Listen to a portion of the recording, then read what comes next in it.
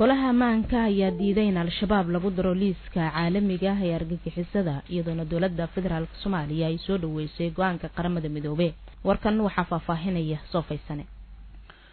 danjiraha Soomaaliya u qaabilsan qaramada midoobay mudane Abuukar Daahir Cusmaan ayaa golaha ammaanka ee qaramada midoobay ku bogaadiyay diidmada golaha ammaanka ee qaraarka tirsigiisu yahay 1267 golaha ammaanka ee qaramada midoobay ayaa diidmo ugu codeeyay qaraarkaasi oo lagu doonayay in al-shabaab lagu daro liiska argagixisada caalamiga ah danjira Abuukar Baalle oo waraysi gaar ah siinayay laanta afka Soomaaliga ee BBC-da waxa uu sheegay danaha ay dawladda Kenya ka leedahay in cunaqabateyn caalami ah la saaro al-shabaab inay tahay inay meesha ka baxaan gargaarka caalamiga ah ee la siiyo dadka ku nool deegaanada ay shabaab ku maamulaan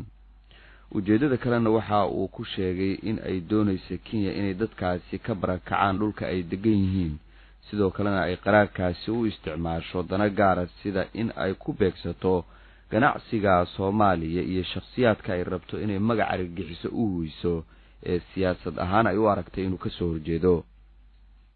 in dawladda Kenya nagu noqoto xogaa la yaab inay soo propose garayso ama ay soo hordhigto guddiga amniga ee qaramada midoobay in shabaab lagu daro qaraarkan 1267 taasoo aan shaki badan la gelisay mushkilada ma aha cunaqabateyn dheeraad cunaqabateyntu waa cunaqabateyntii wixii laga ilaalinayay keliya ayuu kana ka ilaalinaya marka dhibaatadana haysato ugu weyn waxay tahay oo aan uga hornimid horta midaan oo dhinacan gargaarka ah ta kale waxaa shaki weyn la geliyay Kenya oo aan ognahay cadeymana lahaayo oo qaramada midoobay guddiga u qaabilsan cunaqabateynta ee ku soo qoreen sanadihii dambe oo dhan in askarta Kenya ay qayb ka tahay dhuxusha laga dhoofiyo Soomaaliya oo ah meesha ugu badan dhaqaale ay ka helaan al-shabaab mar haddii askartaadii ay ogolaatay inay shabaab lacag ka samayso xaalufinta kaymihii dalka waxaa shaki la geliyay maxay tahay ujeedada laga dhamaataan ujeedada taasaan waxaan u qaadanay mid inay tahay hor dadka inay cunaqabateyntan meelaha gargaarka jiro oo baahida ka jirto gargaarka looga baahan yahay oo shabaabka joogaan dadka jooga inay gaajo ama ay qaxaan oo taas ay ku abuurto pressure dawladda ay ku abuurto kale oo aan shakiga weyn ka qabno waxay tahay in Kenya ay u isticmaali karto 1267 cid allaale cidda istiraado adiga ama kugu tahay ama dhibaato ku keeni kartaa ama business ah ama siyaasi ah inay ku dari karto si fudud ugu dari karto dawladda Kenya ayaa codsi u gudbisay golaha ammaanka ee qaramada midoobay oo ku aadanaa in al-shabaab lagu daro liiska argagixisada caalamiga ah tallaabadaas ayaa tuhun gelisay dawladda Soomaaliya maadaama Kenya iyo Soomaaliya uu hadda liito xiriirkooda mahadsanid soo faysane odayaasha dhaqanka galmudug ayaa soo dhaweeyay shirka dib u heshiisiinta ee lagu wado in ka furmo Dhuusamareeb dhinaca kalena wasiirka arrimaha gudaha Soomaaliya iyo madaxa xukuumadda galmudug ayaa isku afgartay hanaanka shirka dib u heshiis Cali Gaab ayaa warkan faahfaahinaya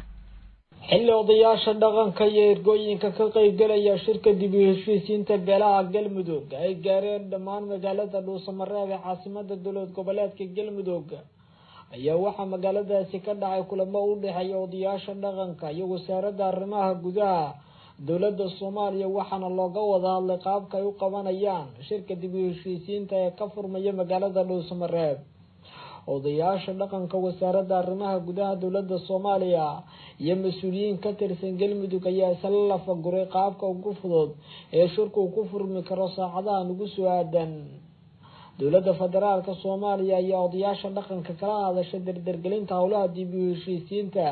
iyo ka qaybgalka shirka magaalada Dhuusamareeb waxayna sidoo kale odayaasha dhaqanku ay soo jeediyeen in dowladda Soomaaliya ay si dardargeliso howlaha dib u heshiisiinta ee minka ay ka wada deegaanada galmudug wasaaradda arrimaha gudaha waxay sheegtay dhankeeda inay ka go'an tahay inay dardargeliso howlaha dib u heshiisiinta ayna la shaqeyso odayaasha dhaqanka si gabi ahaanba meesha looga saaro khilaafkii iyo isjiidkii badnaa ee deegaanada galmudug inta badan ka soo jiray odayaasha dhaqanka iyo ergooyinka ka qayb gala kulamada magaalada Dhuusamareeb ayaa dhamaantooda si wadajir ah waxay u soo dhaweeyeen dadaalada dawladda Soomaaliya iyo shirka dib u heshiisiinta ee ka furmaya magaalada Dhuusamareeb waxayna sheegeen oo hoosta ka xariiqeen muhiimadda ay leedahay shirka ka furmaya magaaladaasi iyo isku keenitaanka beelaha Galmudug oo in badan baahi u qabay in shir dib u heshiisiin loo qabto haddaba qaar ka mid ah ogaasyadii iyo ergooyinka ka qayb galay shirka dib u heshiisiinta kulamada horudhaca ee loogu qabtay magaalada Dhuusamareeb ayaa sida tan dareenkooda u cabiraya dadka amba duubka amba se madaxda ahuna beelaha si qaasa inuu u sheegto kuma bafiicne waxay ku fiican tahay inuu ka hadlo dadkan dantiisa iyo wixii dhibaato hoo jira markay yimaadaan inuu ka hadlo anagoo ka hadli doono taas waxaan idin leenahay waydan aqbalnay yeeritaankii aad noo yeerteen hadday gobol tahay hadday dawlad federaal tahay iyo intii danaynaysa midnimada Galmudug nabad ah waxaan leenahay waxaan taageersanahay qabashada shirka waxaan taageersanahay midnimada Galmudug oo u dhacda si silmi ah oo aan dib lahayn waxaan ugu baaqayaa dhammaan dadka ay khusayso dhismaha Galmudug inay walaaloodaan dhanka kale tan wasiirka arrimaha gudaha dawladda federaalka Soomaaliya Cabdi Maxamed Sabriye iyo mas'uuliyiin ka tirsan dawlad goboleedka Galmudug oo hogaaminaya madaxa xukuumadda Galmudug ayaa ka wada hadlay sidii Galmudug iyo dawladda Soomaaliya ay ka wada shaqeyn lahaayeen dadaalada Galmudug kulamada dhaxmara madaxa xukuumadda Galmudug iyo wasiirka arrimaha gudaha dawladda federaalka Soomaaliya ayaa ku soo dhamaaday isafgarad buuxa iyo sidii looga wada shaqeyn lahaa arrimaha doorashooyinka iyo dib u heshiisiinta Galmudug. Ra'iisul Wasaare ku-xigeenka dalka ayaa fariin u diray shaqaalaha dawladda Cabdullaahi Cismaan Cadaani. Mahdi Maxamed Guuleed Qadar Ra'iisul Wasaare ku-xigeenka xukuumadda federaalka Soomaaliya oo la hadlay warbaahinta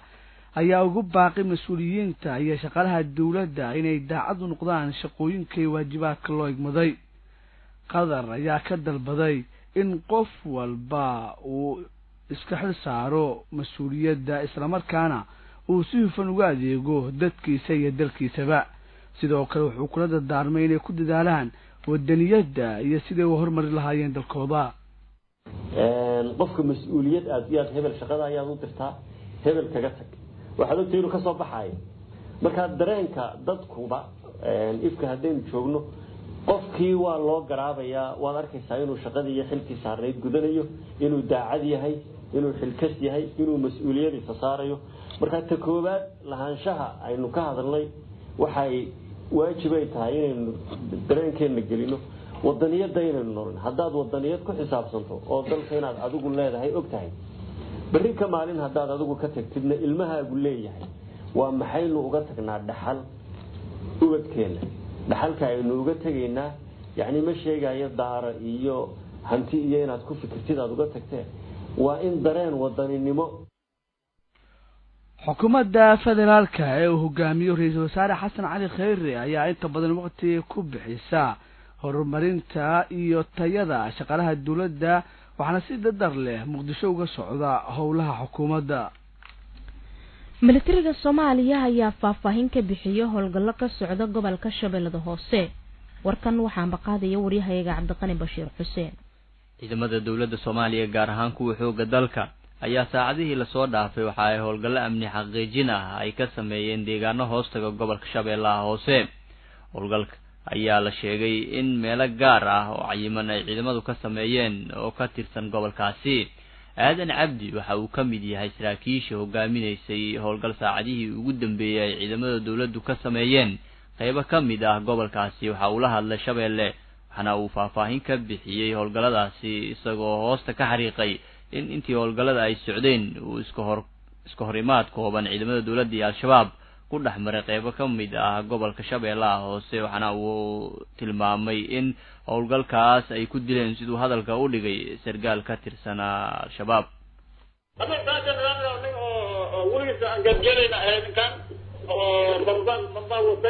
waxaan joognaa marka garbilow nano turku asteeyana oo meeshaan ka soo yaala meesha boon jiray dunka ma uu baahnay waa farbooreen ma jiraan badda howlgalladan ay ciidamada dawladda ay ka wadaan deegaano iyo degmooyin dhaca gobolka Shabeellaha Hoose ayaa ku soo aadayay xilli maalmihii ugu dambeeyay ciidamada xoogga dalka ay dhaqdhaqaaqyo xoogan iyo guluf colaadeed oo ka dhan ah al-shabaab ay ka wadeen qaybo badan oo ka tirsan gobolka Shabeellaha Hoose waxaana xusid mudan intii howlgallada ay socdeen in ciidamada dawladdu ay la wareegeen deegaano badan oo ka tirsan gobolkaasi. dhaqdhaqaaqyo ciidanka dawladda saaki waxay ka wadaan qaybo kamid ah gobolka Shabeellada Dhexe.